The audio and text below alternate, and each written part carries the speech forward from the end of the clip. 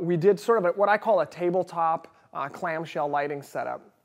You'll notice in the image that the light is not actually even pointing at Ellie. It's feathered off vertically, so I have it almost like a tabletop where it's sitting facing almost straight down, but I move it far enough away from her so just the edge of that light is catching her. We also put the outer diffusion panel onto the Zeppelin because I wanted that light to come out super even and super soft. I didn't want any specular highlights coming out of the image at all. I wanted it incredibly soft. Then all we did for the underneath, the clamshell part, and the reason they call it clamshell lighting is because it looks like a clam is surrounding or eating your face in a sense, and clamshell lighting, there you go.